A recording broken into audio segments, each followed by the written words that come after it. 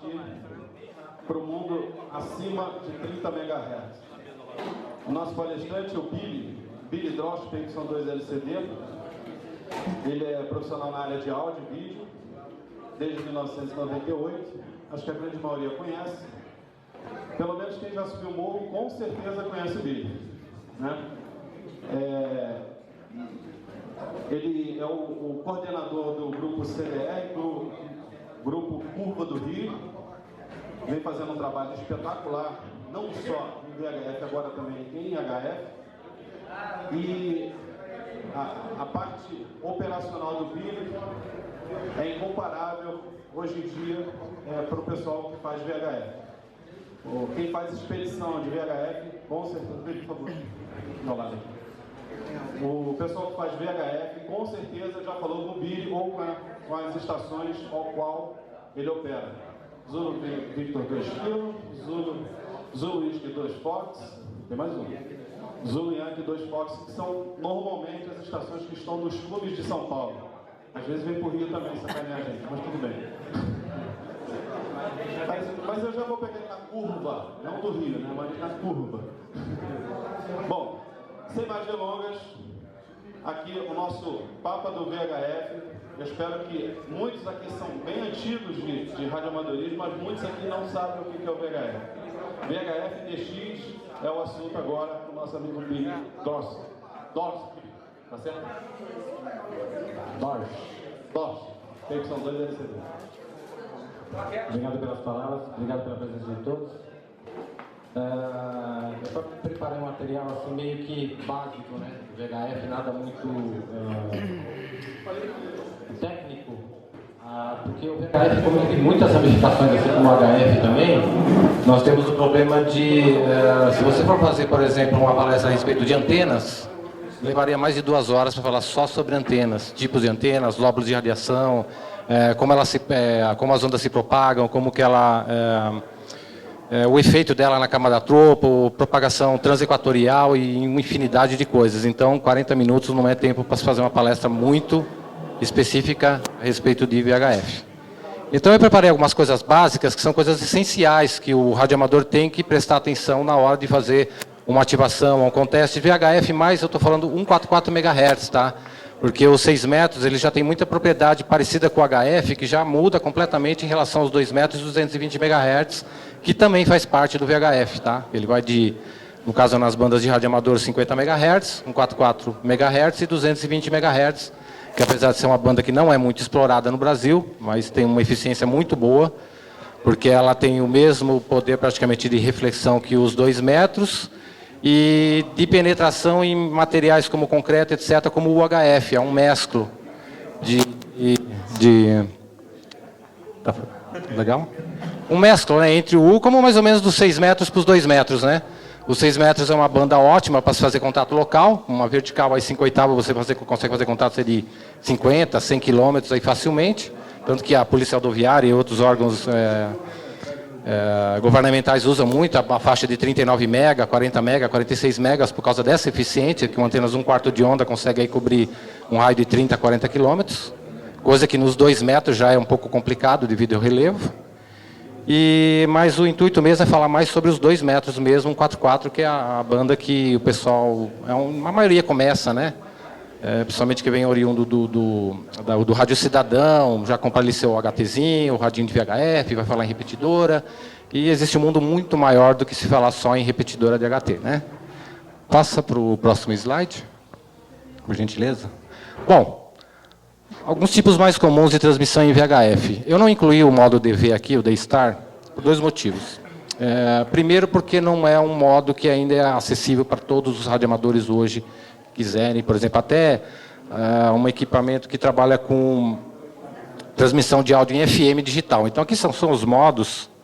O DV ele é FM também, tá? Apesar de ser transmissão de áudio em digital, ele trabalha com largura de banda de FM, então a transmissão dele entra no modo FM, tá? Só que seria o FM-DV, né? Que é o Digital Voice, assim como o C4FM da IAESO, tá? Eu não gostaria de citar marcas, mas algumas a gente dá para falar. Icon, no caso, que domina a parte de Star, tá? O USB, que é o SSB que a gente utiliza, né? Nos 2 metros normalmente não se utiliza o LSB, utiliza o USB, como em algumas bandas tradicionalmente a gente utiliza. Isso tem um motivo, eu não vou explicar tecnicamente isso agora, mas com o tempo o pessoal vai se habituando, vai saber por que é transmitido em USB e em LSB. O CW, que nesses modos analógicos são os modos mais eficientes, é o modo mais eficiente de transmissão hoje, infelizmente muito pouco utilizado em 2 metros, tá? A gente vê, porque você vai em contest de 2 metros, nos 2 últimos que eu participei, a quantidade de contato em CW foram muito poucas. E a maioria foram justamente as que deram mais distância, 500 quilômetros, 450, 600 quilômetros, que não fechariam em FM ou em SSB de forma alguma, por causa de variação, tropo, muito QSB, ruído local. Então, o CW ele tem que ser muito explorado nos 2 metros, tá, gente? Aí tem os modos menos usados, que é o Packet Radio, que a gente antigamente usava. Muita gente, eu cheguei a ter um gateway de Packet Radio em São Paulo. Muito tempo teve os Jaguar lá, depois a gente montei um com o PY3NZ, ele me deu todo o suporte para montar a parte de DX Cluster, bate-papo, tudo que tinha direito. Era completo o gateway lá, interligado com o dele. Ficava na torre do PY2 November Fox, lá na Serra da Cantareira. Cobria um raio de mais ou menos 150, 200 quilômetros, dependendo da região que tivesse, porque São Paulo é muito montanhoso, né? E hoje o Packet, o AX25, o protocolo do Packet é utilizado no APRS. Qualquer um que tiver aí um decodificador que tem o protocolo AX25, que são programas analógicos, consegue decodificar o que o APRS transmite lá, tá? Muito utilizado também em transmissão de satélite para telemetria, né? Mas aí já usa uma velocidade mais alta, uma largura de banda maior, que seria 9600, também é uma coisa técnica que eu não vou explicar.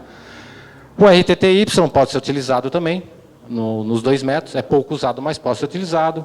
O PSK em modo AFSK, ou então FSK, pode ser utilizado normalmente nos 2 metros, é pouco utilizado, mas é interessante, porque também tem uma eficiência muito boa a longa distância sem propagação, ou com propagação.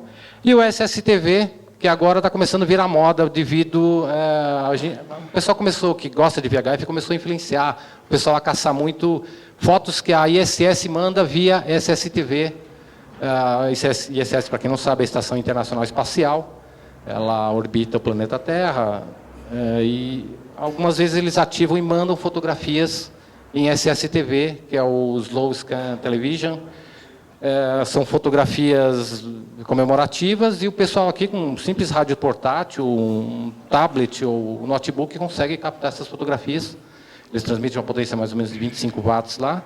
Chega muito forte aqui na Terra, mesmo estando a 400 km. A gente pode falar 400 km no zênite, né? Que seria perpendicular onde a gente está, mas quando ela está no horizonte, ela passa de 1000 fácil. Então, mesmo com uma HT com anteninha Heliflex, com antena original, você consegue pegar muito forte o sinal da SES em SST. E em fonia também, infelizmente, eles estão fazendo poucas ativações, né? Bom, então, a gente vai falar mais sobre o CW, o SSB, o CW, SSB e o FM, que são os mais utilizados. Pode passar para o próximo? Bom, aqui para vocês terem uma ideia, dentro do mesmo espectro, isso aqui é um gráfico meio que assim, eu fiz com o SDR isso aqui, tá? Peguei um receptor SDR, coloquei uma frequência e transmiti com o meu rádio mesmo. Peguei lá, coloquei uma carga fantasma na recepção e transmiti para fazer um comparativo mais ou menos da parte de largura de banda de cada modo. E depois eu vou explicar por que os modos, quanto mais estreitos, têm mais eficiência em termos de distância. A gente começa pelo FM, que é o modo mais utilizado, tá? Ele tem uma largura de banda até 12,5 kHz, acho que hoje é 9, né, que a gente está utilizando nos rádios FM, 9 a 12. Então ele é bem largo, tá? Ele precisa de mais carga, precisa mais potência para chegar em distâncias mais longas. O USB, vocês estão vendo aqui, o upper sideband, né, porque a banda ela tem o LSB e o USB. Então, aqui, no caso, o USB, vocês já estão vendo que é bem mais estreito, é a faixa de 2.2, 2.3 a 2.5 kHz, dependendo do rádio. Tem rádios que abrem para 3. Quem gosta de fazer HF, o que eles falam que é o ESSB, né, transmite até com 4 kHz, 5 kHz de largura de banda, tá? Eu gosto de AM para fazer Hi-Fi. O SSB não é muito minha praia para isso, mesmo porque também a nossa ideia é estreitar e não alargar, para ter mais eficiência em termos de distância e também até mesmo os rádios que têm recursos de você poder estreitar a banda, por exemplo, eu em Conteste, você vai ouvir meu áudio anasalado, fininho, porque eu estou usando 2 kHz de largura de banda. E eu já percebi que com 2 kHz você fura mais fácil para menos potência do que o cara lá com 3, 4 kHz de largura de banda. Aí passa para o CW, que é mais estreito ainda, 300, 600, depende de como você deixa. Os rádios, às vezes, eles têm dá um pouco de largura a mais ou a menos, mas o CW puro é em torno disso, né? Então, só um comparativo gráfico de largura de banda. Agora eu vou mostrar um comparativo bem drástico em termos de potência e largura de banda em VHF, para vocês terem uma ideia de eficiência. Pode passar para o próximo. Tá aqui. Aqui nós temos uma transmissão de FM comercial. Essa aqui, no caso, eu acho que era até a Transamérica, no dia, não lembro. Não, 101,7, era a Alfa FM de São Paulo. Trabalha mais ou menos com 192, 190 kHz a 250 kHz de largura de banda. É muito largo. Por quê? Porque ela é estéreo, ela transmite também dados, etc. Mas, mesmo assim, a largura de áudio dela, a largura de banda dela, chega a até quase 250 kHz de largura de banda. Comparado com o nosso rádio FM, que já comparamos com o SSB e o CW, que vocês viram que foi muito mais estreito, para dar um exemplo, assim, meio que por cima, também não números tão precisos, a Rádio Transamérica de São Paulo, tá? Ela transmite com aproximadamente 150 kW de potência irradiada. Tá? São 150 mil watts de potência, numa torre de 120, 130 metros, uma antena colinear de 12 elementos de altíssimo ganho, e ela não chega a distância de 100, 150, 200 quilômetros de distância, mesmo com 150 kW. Entendeu?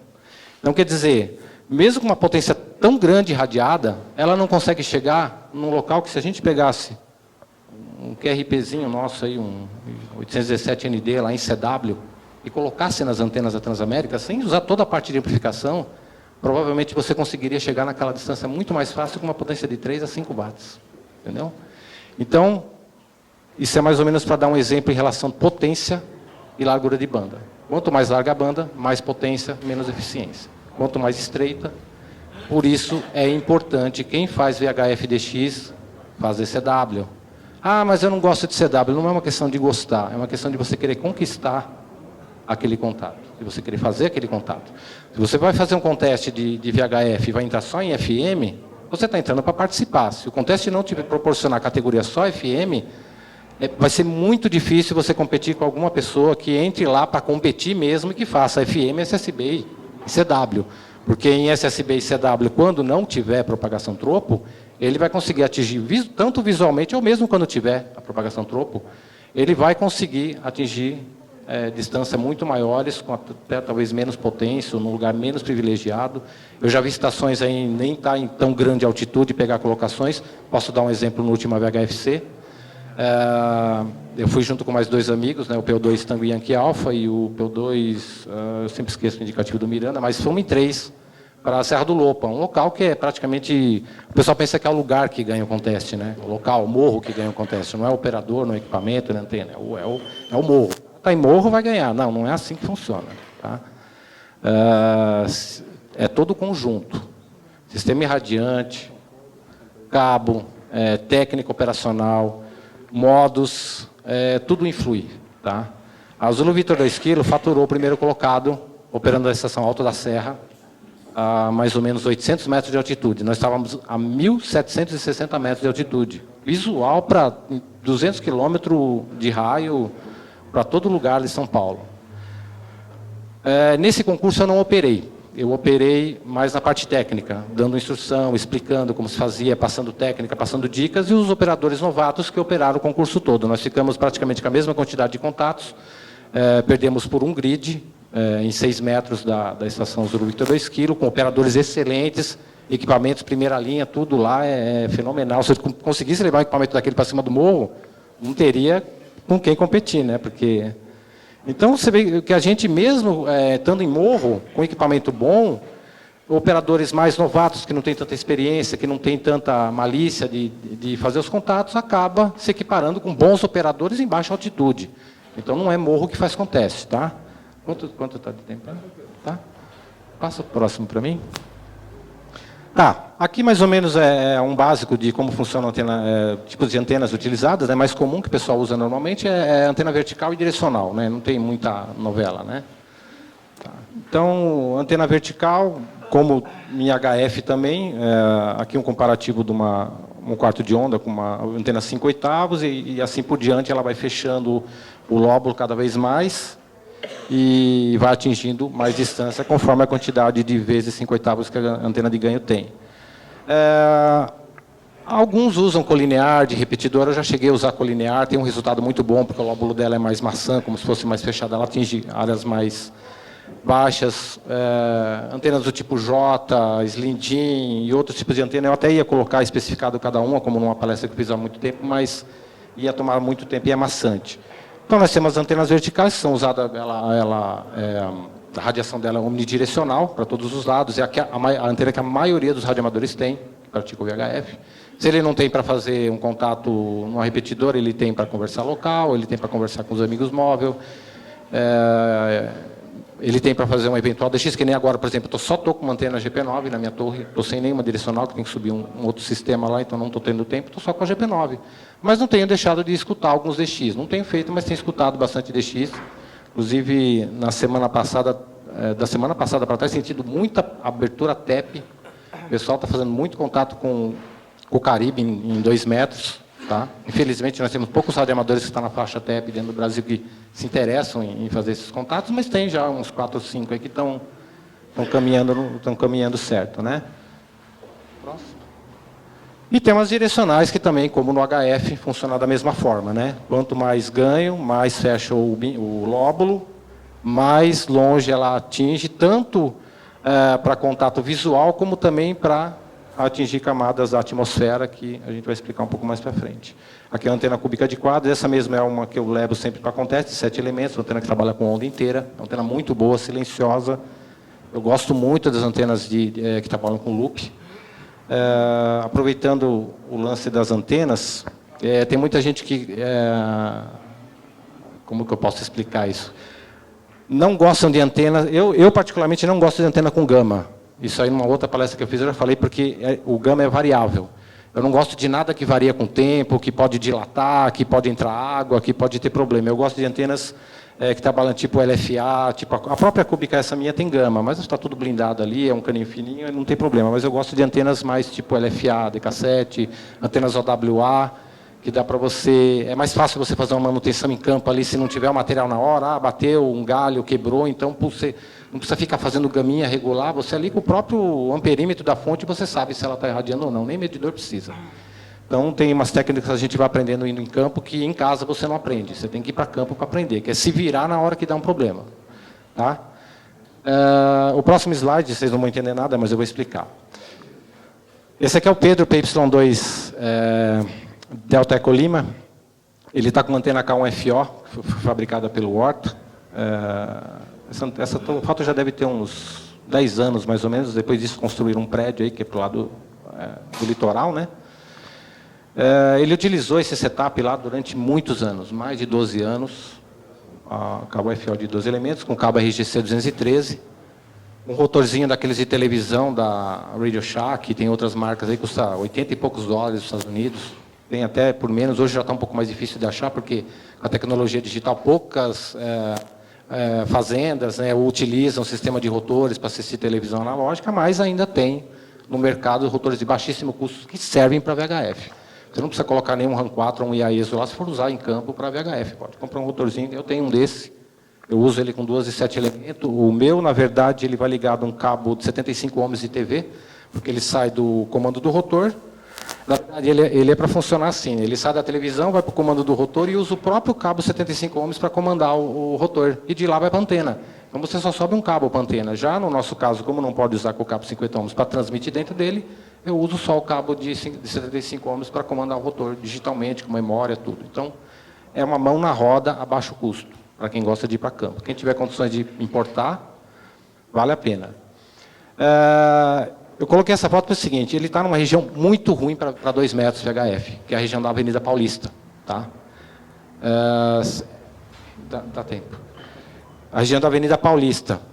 Ali, praticamente todas as transmissoras de rádio FM e TV ficam na Avenida Paulista. E o plano dele aqui está no mesmo das torres e antenas de transmissão. Então, ele tem muito problema com QRM, em 2 metros, na Paulista. Então, você vai de carro lá, você não fala com ninguém. Todo mundo te escuta, mas você lá no carro, você não escuta ninguém. Como ele resolveu esse problema? Primeiro, usando rádios mais seletivos. Rádios mais antigos, tipo TR9000, esses rádios da Icom e da IAESO mais antigos, os primeiros, eles têm uma seletividade muito boa. Tá? O segundo foi adquirindo um filtro canadense, que acho que já tem até alguns projetos nacionais aí que estavam querendo fazer filtro de passa-banda, que cortam as laterais, que já também diminui um pouco. E a terceira coisa foi utilizar o SSB, né? O FM, como é mais largo, acaba pegando mais interferência, então o SSB tem mais eficiência. Essa foto aqui, eu vou contar uma história rapidinha. Eu fiz um contato com ele, aliás, ele chegou a fazer contato com o Cerquilho, ele abaixou a potência do TR9000 para 120 miliwatts. Praticamente 1/4 de meio watt. É uma potência menos do que o que um HT dá, no mínimo, né? 120 miliwatts. Eu, com a cúbica, aquela que estava na foto, lá no Pico do Papagaio, são aproximadamente 115 quilômetros, mantive contato em SSB com ele. Ele com essa potência de 120 miliwatts, mais de 100 quilômetros de distância. Com 60 metros de cabo RGC 213, que dá uma perda tremenda e numa região de alto ruído.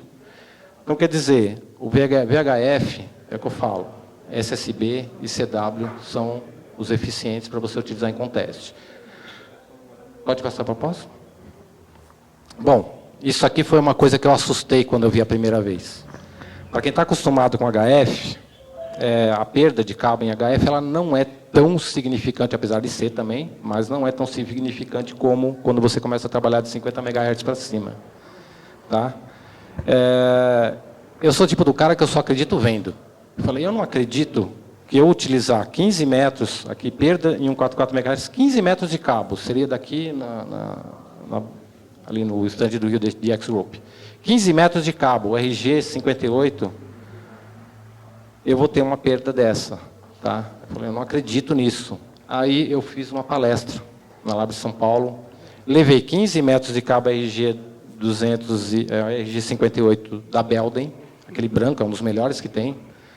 Levei um RG58 celular, RGC58 da Pirelli, um cabo antigo. A Pirelli nem fabrica mais esse cabo, agora a RFS acho que está fazendo.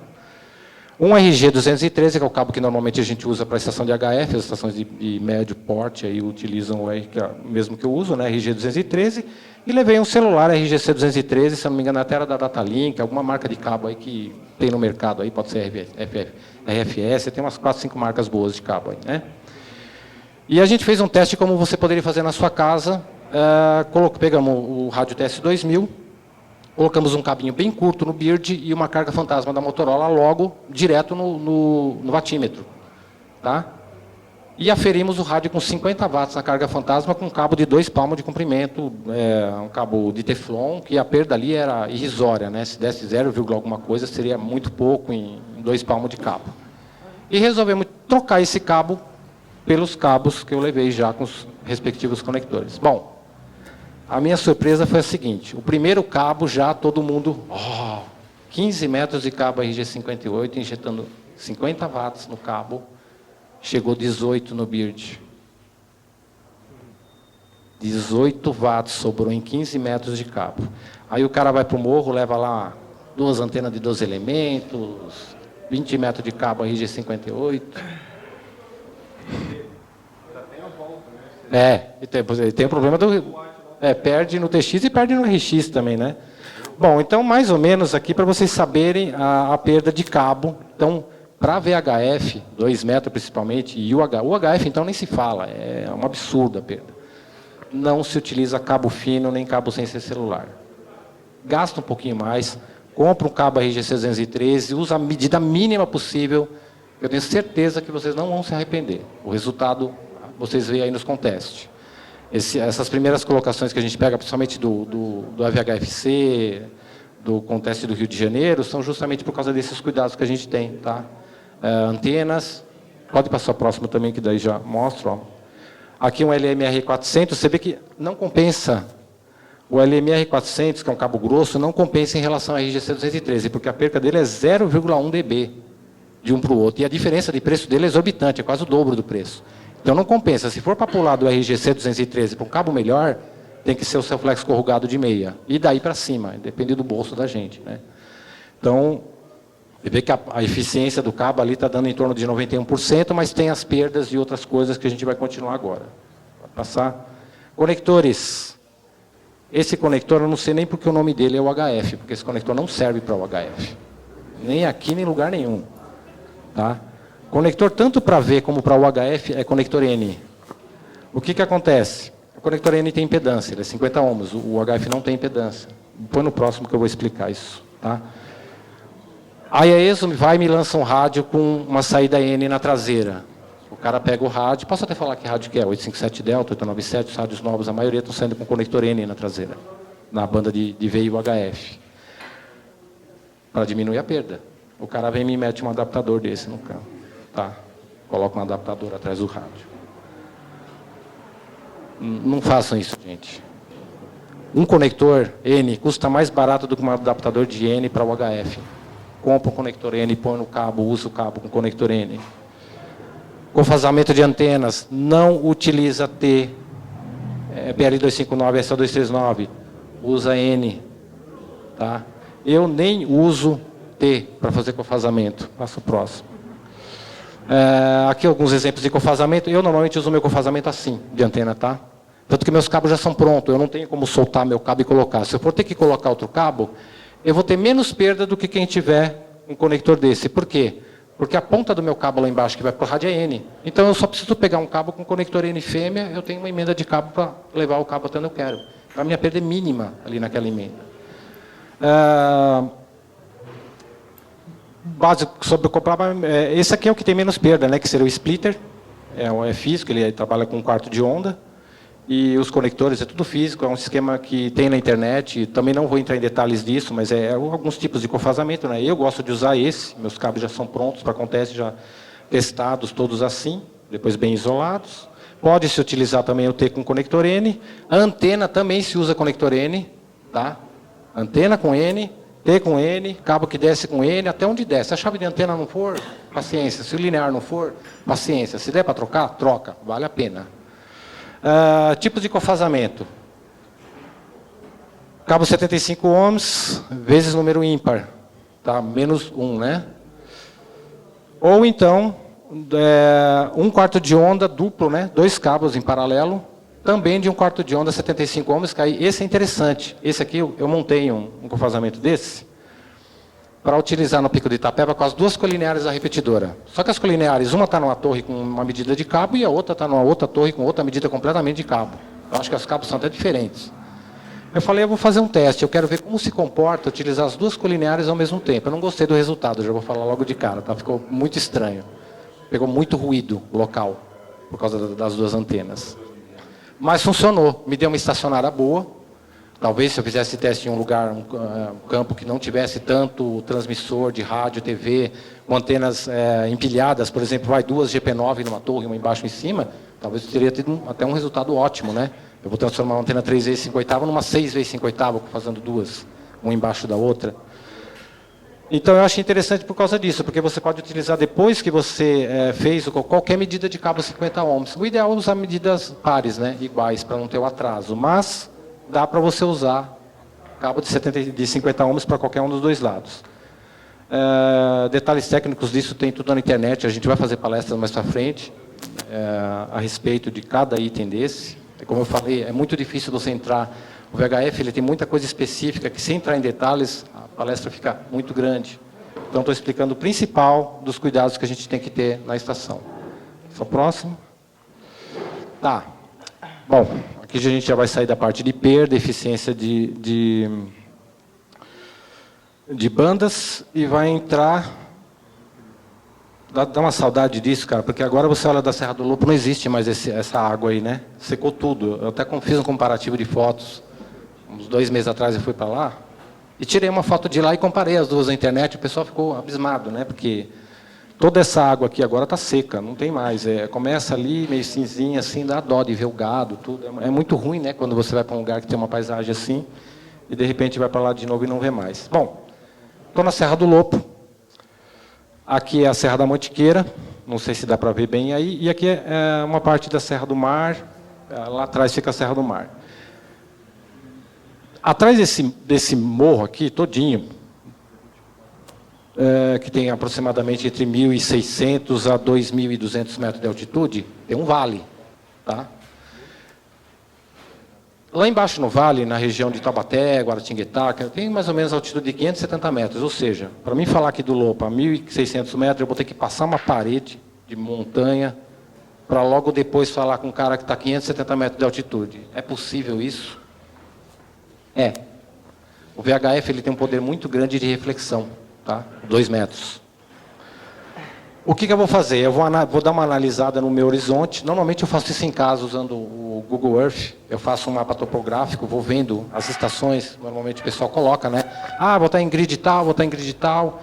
Eu, uma semana antes, eu vou lá, boto no Google Earth lá e traço uma reta. Todas as que estão mais ou menos até 200 km, 250 km, que é o que eu sei que é visual para mim, e que pode ter obstáculo que pode me atrapalhar, para me utilizar de outros obstáculos para refletir, para falar com ele. Então, qual seria a solução aqui possível? Bom, primeiro esse aqui, né, que seria a Serra do Mar. Eu transmito o meu sinal para a Serra do Mar. Então, o que ele vai fazer? Ele vai bater lá e vai abrir para os dois lados. Eu já fiz isso, funciona muito bem, consegui fechar vários contatos com o pessoal da Serra da Mantiqueira. Coisa que quando eu apontava a antena para lá, eu não conseguia falar de jeito nenhum, você nem ouvia, parece que não existe. Até com o Rio de Janeiro eu falei assim, que o Lopo é muito ruim de falar com o Rio, utilizando as montanhas como ponto de reflexão. Bom, para você ter uma ideia de ponto de reflexão, se a gente faz reflexão lunar, aqui nós estamos falando de coisa de 150 quilômetros, aquele morro deve estar mais ou menos aí do Lopo, no máximo, não chega a isso. É visual, você fala de HT a 150 km com duas anteninhas de borracha, tá? Nessa distância, nessa altitude. Para fazer reflexão lunar, você tem que primeiro passar a camada troposférica, que metade você já perde quando reflete. Metade não, uma porcentagem depende de como ela estiver. Para você chegar num objeto que está a 380 mil quilômetros de distância, 380 mil quilômetros, não é 380 quilômetros, 380 mil quilômetros, o seu sinal tem que bater na Lua, voltar para a Terra mais 380 mil quilômetros para chegar na estação que está no outro continente, ou no outro estado, ou no outro país. Tá?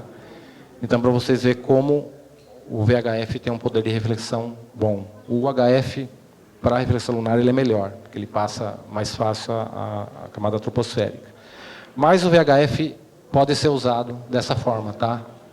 Passo próximo que eu vou fazer. Essa é como eu uso na minha casa. Eu vou dar um típico exemplo do que acontece na minha casa. Eu moro num vulcão, eu moro num buraco. O lugar que eu estou é o pior lugar que pode ter para ter VHF. É você morar no lugar baixo, na parte de baixo da rua, tá? E ainda ser cercado de morro e prédios. O prédio, o VHF, ele não é bom para passar concreto, ele é bom para refletir em concreto, já diferente do U, que passa concreto facilmente. Pode ver que a repetidora de UHF lá em São Paulo, ela tem muito mais eficiência para você falar móvel dentro da cidade do que a de ver. Não porque a repetidora é melhor, porque a faixa de UHF é melhor para a cidade. Tá? O VHF, como ele é mais reflexivo, então você pega fragmentos disso daí. Então ela fica aquele antena, é bom para distância, para usar repetidor em distância, estrada é excelente. Né? O UHF também não é ruim, não. O UHF a gente tem uma repetidora de UHF em São Paulo e temos tido muitas alegrias com ela em termos de distância, e até atrás de morro, que é coisa que eu não imaginava que a gente ia conseguir. Tá?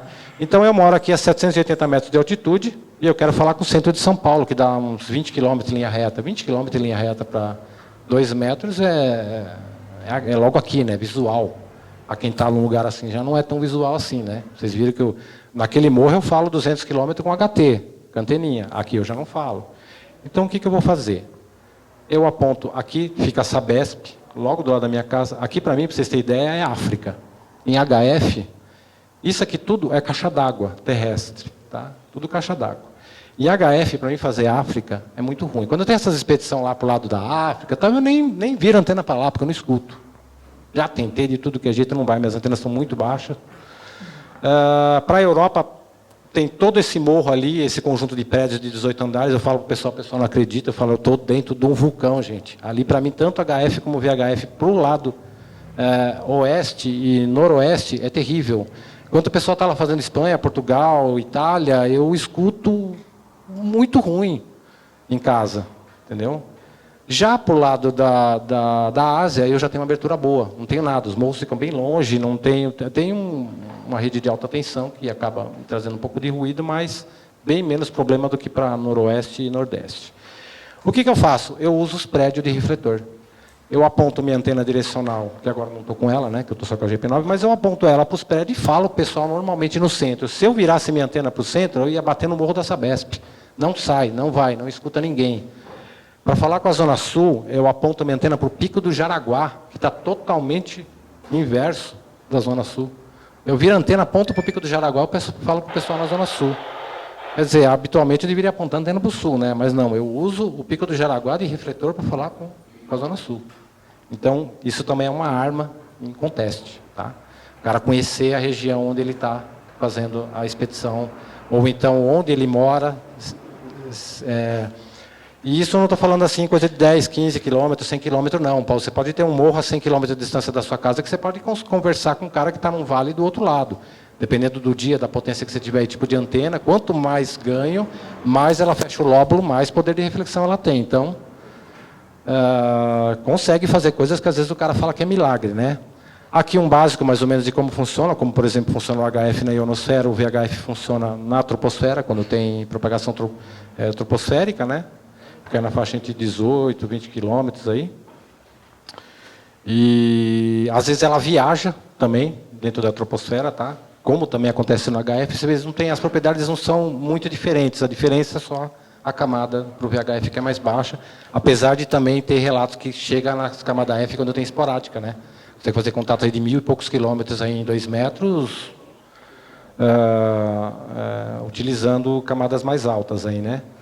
Então, que também é um básico de como funciona, para quem entende de HF, é a mesma coisa. Então, quando o cara fala lá, falei 600 quilômetros, você não está falando visual, ponto a ponto visual, você está utilizando alguma coisa da natureza, aí, como também, por exemplo, o HF faz a mesma coisa, o VHF 6 metros também é a mesma coisa. Ela depende da atmosfera, às vezes tem um horário bom para se falar com o sul, daqui quem está na região sudeste, é de manhã cedo.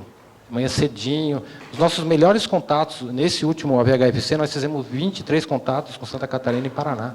Isso contando os modos, né? SSB, CW, FM, acho que nem fizemos nenhum contato lá, mas a maioria foi em SSB e CW. Então, a gente consegue fazer vários contatos de 500, 400 quilômetros, todos usando propagação troposférica. Nenhuma delas foi visual. Tá? Então, um horário bom é à noite, quando já está frio, quando começa a esfriar.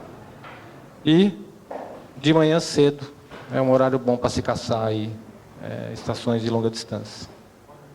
Eu acho que não tem mais muita coisa. Bom, mudando da água para o vinho, isso aqui virou moda de novo, falar de satélite. Isso aí é bom para quem realmente começou agora, ou até quem tem a vontade de começar a explorar, né?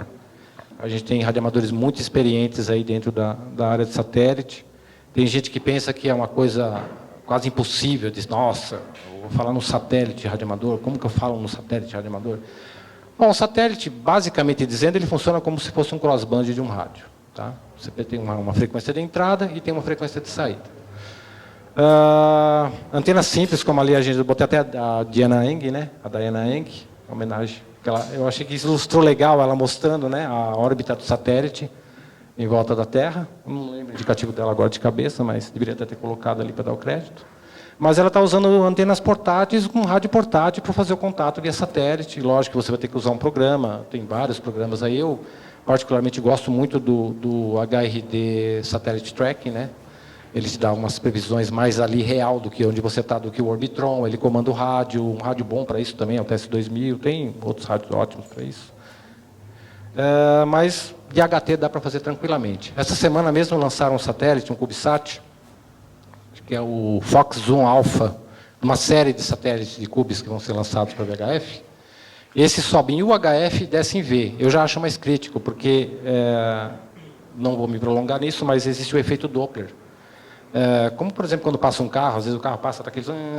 Sabe, acontece a mesma coisa com as ondas de rádio, conforme a órbita do satélite. O UHF ele é bem mais crítico do que os 2 metros. Então, você vai transmitir na frequência, tem que ser câmbios curtos, porque quando você transmitir, o satélite está pegando lá, se você ficar muito tempo falando, o que vai acontecer? Ele vai começar a subir e vai começar a cair. Já para quem está escutando, vai deixar fixo lá em 145, 900 e alguma coisa, que eu não lembro agora de cabeça a frequência, e vai te ouvir normalmente, né? Já os que sobem 2 metros e descem U, é menos crítico, porque você vai falar numa frequência fixa e vai só ir acompanhando o Doppler na recepção, tá?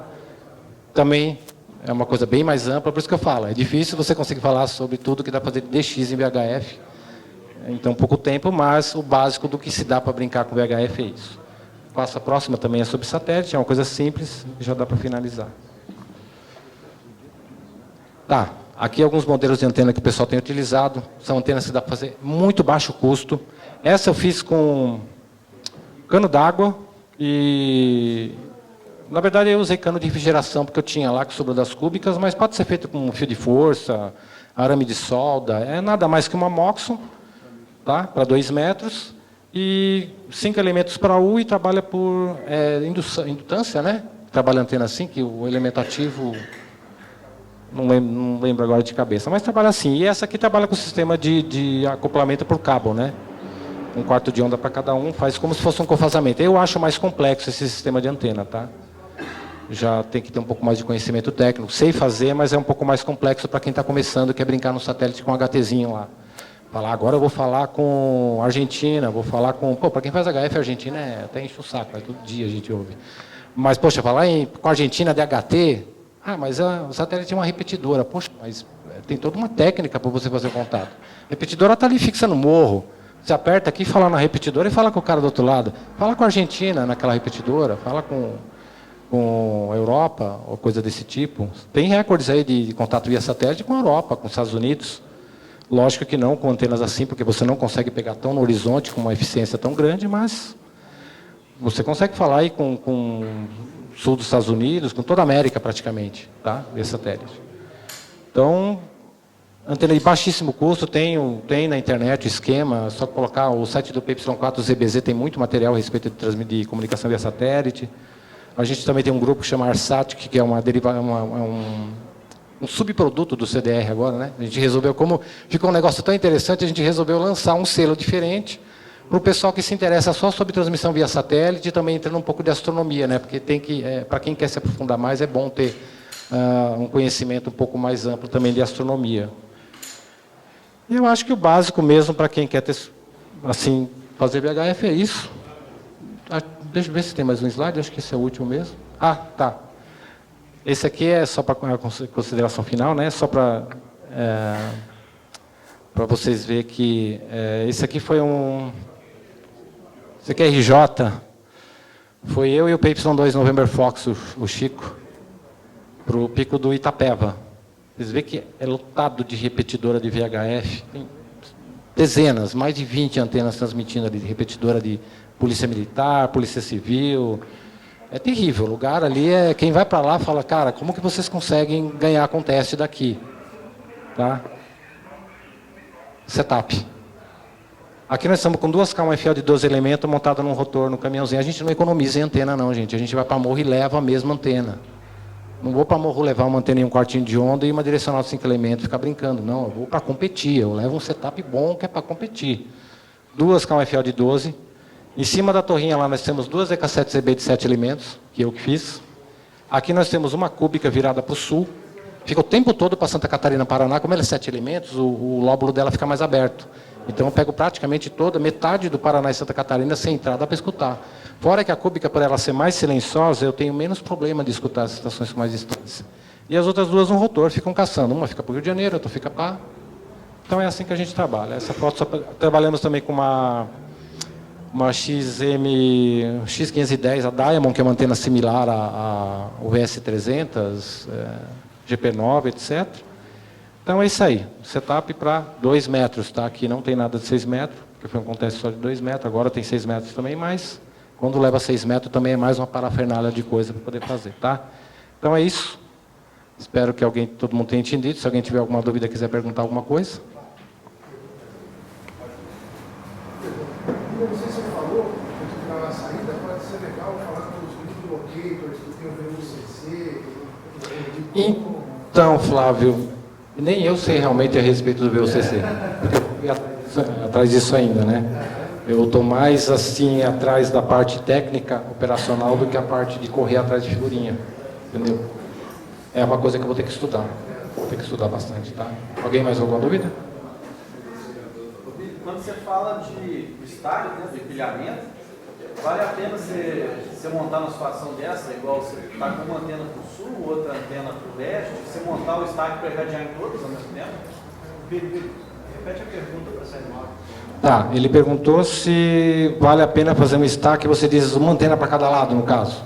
Na situação que você está ali, você está com uma antena para Santa Catarina, você está com uma outra antena para o Rio de Janeiro. Sim, entendi. No caso aí, eu estou usando as antenas separadas com chave de antena, né? Elas não estão estaqueadas. Mas não vale a pena, porque você divide a recepção com cada lado que você está com ela apontada, entendeu? O ideal mesmo é você usar conjuntos separados, porque se você tem 50 watts irradiando em 4 antenas, uma para cada lado, você tem uma antena omnidirecional, entendeu? De tantos dBs. Eu prefiro ter 4 jogos de antena a cada um lado, entendeu? Para mim ter recepção total de cada um. Também outra coisa, eu esqueci de concluir. O conjunto, conector, cabo, antena e modo é que ganha com o teste e o operador, entendeu? Então é o conjunto todo, não é só o que tem com o teste, tá? Mais alguma pergunta?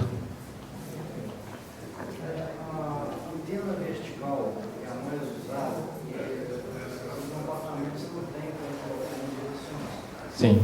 Qual o comportamento dela, por exemplo, as duplas 50, 3 50 de onda, em termos de altura, em termos de relevo nas proximidades? Como é que elas se A mesma coisa que a direcional. Quanto mais 5/8 de onda, mais fechado o lóbulo, mais poder de reflexão. É ruim para quem está em lugar, por exemplo, a gente colocou uma antena tipo GP9 numa repetidora. O HF é bem mais crítico nela. Quem chegava perto da repetidora não conseguia atracar com sucesso. Por quê? Porque o lóbulo dela é tão fechado que virou um disco. Então, o cara em 120 km atracava a repetidora da HT e quem estava do lado da repetidora não conseguia. Para acontece para DX, não tem muito problema porque não tem atenuação do filtro de cavidade, outras coisas, itens que... Mas eu recomendo sempre antenas de alto ganho, né? Mesmo que ela não for, vai na marra, ela acaba batendo em alguma coisa e chega, entendeu? Não tem espaço, uso o que dá para usar, não tem como fazer milagre também, né? Antenas de... também me perguntaram a respeito de polarização, eu não comentei aqui, mas polarização horizontal e vertical é uma coisa que até hoje ainda me cafifa, né? Para conteste, esse uso que todo mundo está usando. Qual que é a antena que mais o pessoal tem? É vertical. Se for para você fazer teste, DX, testar propagação tropo, a horizontal é a ideal, porque ela chega com mais carga na troposfera. Isso também tem variações, porque eu já fiz teste com vertical e com horizontal e não teve diferença nenhuma. Entendeu? Na minha casa é o contrário. Se eu usar a polarização horizontal, tem mais ruído do que na polarização vertical. Então, depende de região para região, de onde você está para onde você está. Mas, em conteste, se usa polarização vertical. Não vai para morro levar a antena para ficar fazendo teste. Você está indo para competir, não para fazer teste.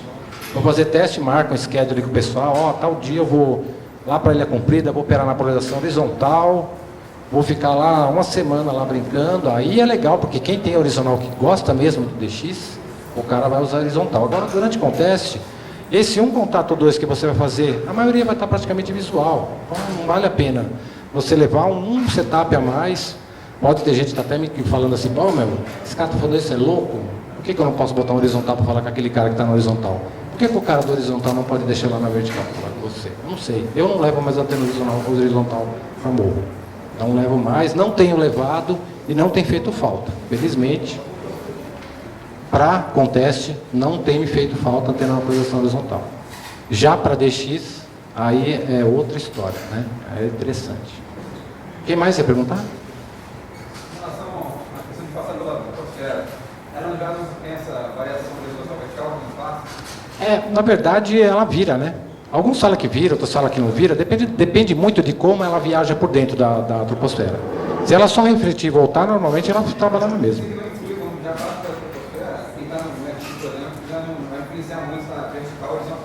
Não.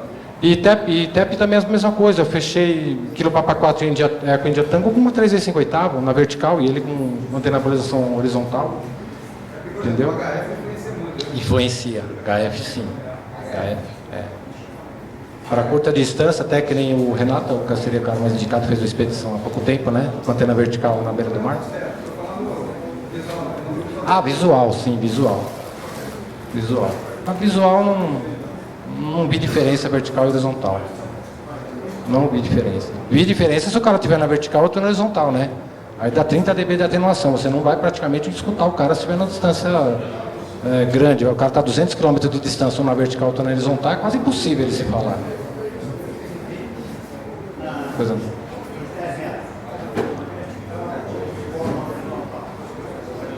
Olha, HF aí já é um caso complicado. Não sei, depende da região, depende do solo, altura de antenas. Sim. Eu já até pensei uma vez, eu estava pensando em montar 2 de 5 elementos na vertical para 10 metros, né? Mas depois que eu assisti algumas palestras aqui, nem por exemplo a do Ricardo, perdi totalmente a vontade de colocar a antena na vertical. Bom, mais alguma pergunta? Vamos encerrar. Obrigado, pessoal.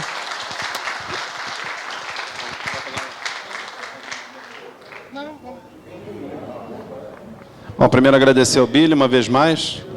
Como eu te falei, Billy, antes, eu falei que tinha muito radioamador antigo aqui, bastante radioamador experiente, mas VHF, deu para perceber, né? Certo?